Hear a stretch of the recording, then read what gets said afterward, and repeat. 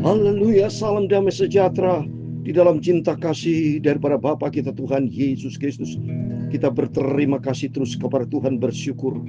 Hanya rahmat dan anugerah Tuhan Bapak Ibu bersama saya dipelihara, dijaga, dilindungi, disertai Tuhan selama aktivitas kita dari tadi pagi, siang, sore sampai malam. Sebentar kita mau berbaring tidur sebelum kita istirahat. Nomor satu, kita berterima kasih, bersyukur kepada Tuhan untuk penyertaan Tuhan sepanjang hari ini. Karena malam ini adalah malam yang terakhir, di mana kita akan berbaring tidur adalah malam yang terakhir Bapak Ibu ya. Di tanggal 31 Maret 2026. Maksud saya terakhir di bulan Maret. Karena besok kita sudah memasuki bulan April. Jadi malam ini adalah malam terakhir di bulan Maret. Karena besok bukan bulan Maret lagi. Besok kita bangun sudah tanggal 1 April. Itu mari kita berterima kasih kepada Tuhan. Kita bersyukur kepada Tuhan. Karena hanya Yesus satu-satunya sobat, satu-satunya juru selamat yang setia, yang sudah menjaga, melindungi, memberkati Bapak Ibu Saudara semua. Dan pada malam hari kita membaca firman Tuhan di dalam Injil Lukas pasal 4 ayat 14-20. Di situ membuktikan kehadiran Yesus di dunia ini, memberikan kelepasan, memberikan kabar baik, memberikan kebebasan, bahkan keselamatan yang kekal. Itu mari saya Pastor Yakob Rahmat akan bawa pujian ini. Ada satu sobatku yang setia, yang tidak pernah tinggalkan kita, itulah nama Yesus. Ada satu sobatku yang setia, haleluya. Tak pernah dia tinggalkan diriku, amin, haleluya. Waktu aku susah, waktu ku sendirian, dia selalu menemani diriku, amin, haleluya. Namanya Yesus, amin, haleluya. Namanya Yesus, haleluya. Nama Yesus yang menghibur hatiku, amin, haleluya. Namanya Yesus, amin, haleluya. Namanya Yesus, haleluya. Nama Yesus yang menghibur hatiku. Terima kasih Tuhan, ada satu sobatku yang sangat-sangat setia. Dalam Yohanes 14 ayat 27, demikian firman Tuhan. Damai sejahtera ku tinggalkan bagimu, damai sejahtera ku berikan kepadamu. Dan apa yang kuberikan tidak seperti yang diberikan oleh dunia kepadamu. Janganlah gelisah dan gentar hatimu. Itulah Yesus sumber damai sejahtera. Itulah Yesus Raja Damai. Itulah Yesus adalah Tuhan dan Juru Selamat. Amin, haleluya. Namanya Yesus, amin, haleluya. Namanya Yesus, haleluya. Nama Yesus yang menghibur hatiku. Terima kasih Tuhan, ya Tuhan punya mula kebesaran dan kejayaan, kehormatan, kemaksuran dan keagungan. Amin, haleluya. Ya segala-galanya ada di langit dan di bumi. Ya Tuhan punya mula kerajaan, dan Engkau yang tertinggi itu melebihi segala-galanya sebagai kepala. Amin. Sebab kekayaan dan kemuliaan berasal daripadamu, dan Engkau-lah yang berkuasa atas segala-galanya. Amin, haleluya. Dalam tangan-Mu kekuatan kekuatan dan kejayaan. Dalam tangan-Mu lah kuasa membesarkan dan mengokohkan segala-galanya. Sekarang ya Allah, kami di dalam nama Tuhan Yesus Kristus, kami bersyukur kepada-Mu dan memuji nama-Mu yang agung itu, namanya Yesus. Amin. Namanya Yesus, haleluya. Nama Yesus yang menghibur hatiku. Terima kasih Bapa, sucikan mulutku, pikiran dan hatiku. Malam hari ini kami membaca firman-Mu. Ampunilah segala dosa, semua salahku. Dalam nama Tuhan Yesus Kristus, Engkau Bapakku, Engkau Tuhanku, Engkau Rajaku. Ampunilah Bapa, hamba orang berdosa. Terima kasih Bapa. Berfirman Bapa malam hari ini, kusiapkan hati kami untuk firman-Mu. Dalam nama Tuhan Yesus, kami hamba sudah berdoa dan mengucap syukur. Haleluya. Amin, amin. Terpujilah Tuhan Yesus Bapa kita. Kita bersyukur hanya oleh rahmat dan anugerah-Mu, itulah nama Yesus yang sudah pelihara Bapak Ibu bersama saya. Dari tanggal 1 Maret malam sebelum kita berbaring tidur sampai 31 Maret malam hari ini, Selasa malam. Sebelum kita berbaring tidur, kita bersyukur, terima kasih. Jangan pernah jauh dari Tuhan. Karena janji Tuhan, damai sejahtera ku tinggalkan bagimu, yang 14 ayat 27. Damai sejahtera ku berikan kepadamu. Dan apa yang kuberikan tidak seperti yang diberikan oleh dunia kepadamu. Jangan gelisah dan gentar hatimu. Amin. Berarti di dalam Yesus ada jawaban. Di dalam Yesus ada segala-galanya. Terpujilah nama Tuhan Yesus. Mari kita kembali kepada firman Tuhan. Kita mau baca berurutan. Tadi malam kita baca, kemarin malam Lukas 4 ayat 1 sampai 13 tentang Yesus dicobai oleh iblis.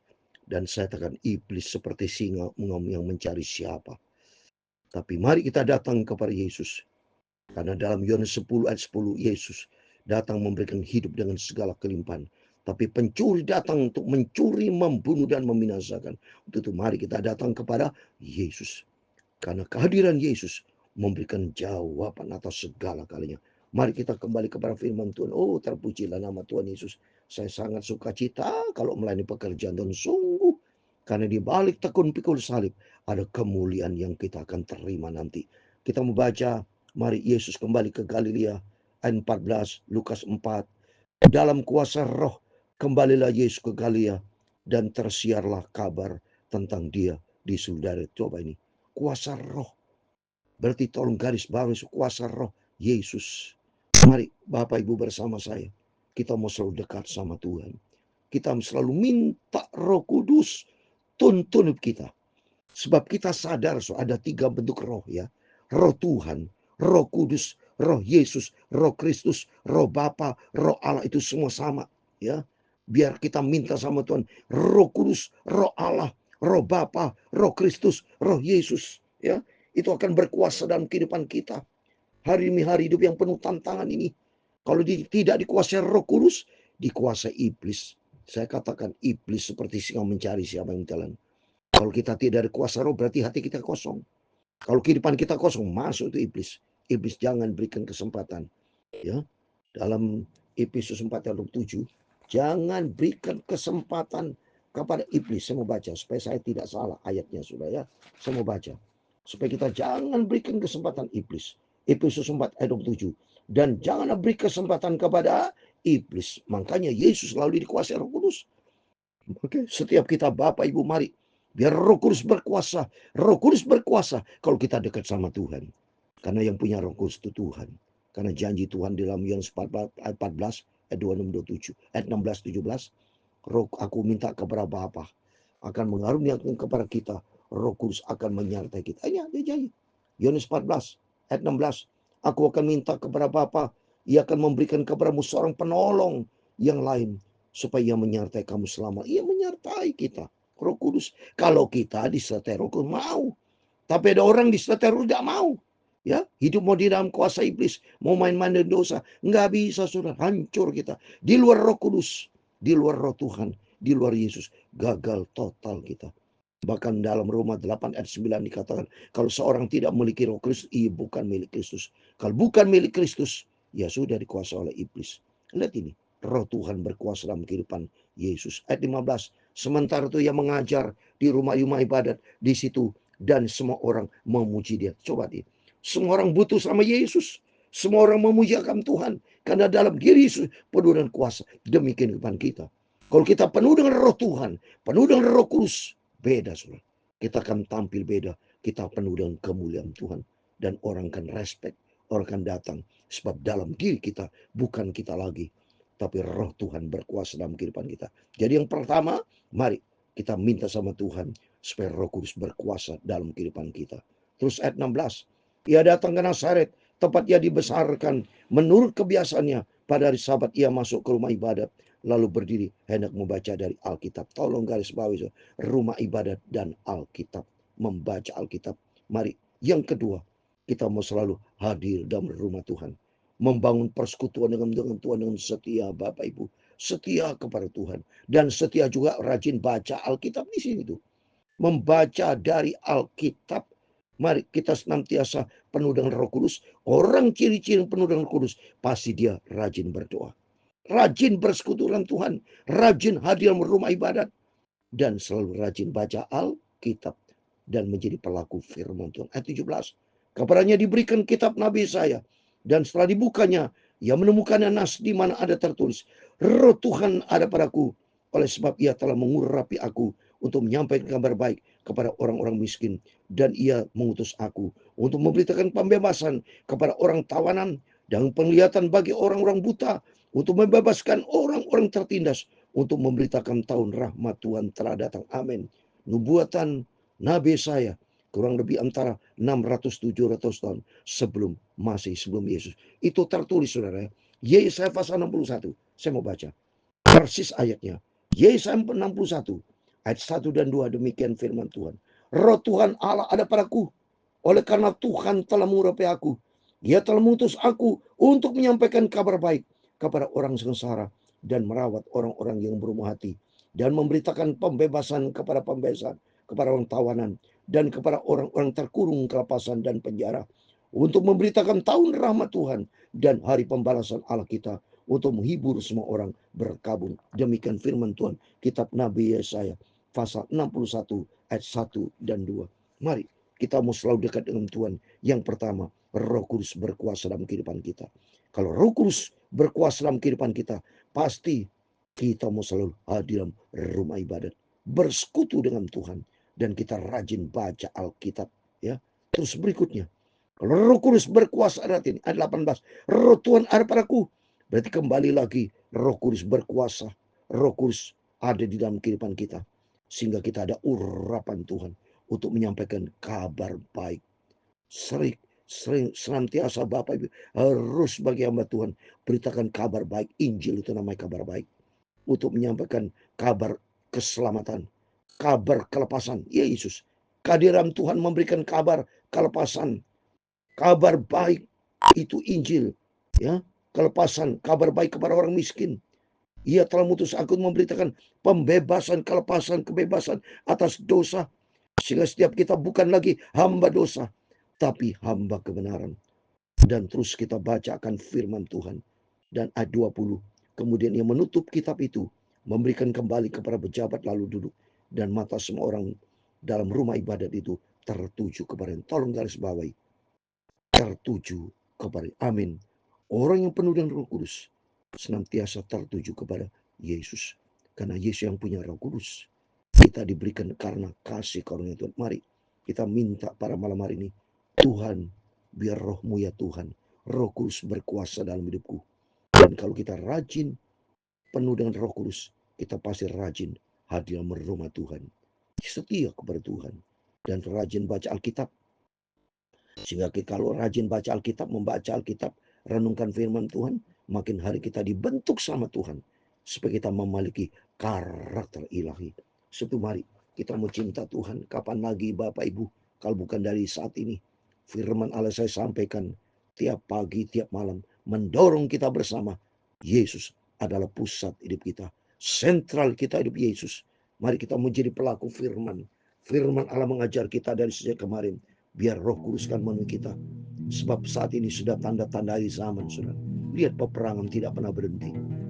Ya, terjadi perang-perang terus-terusan.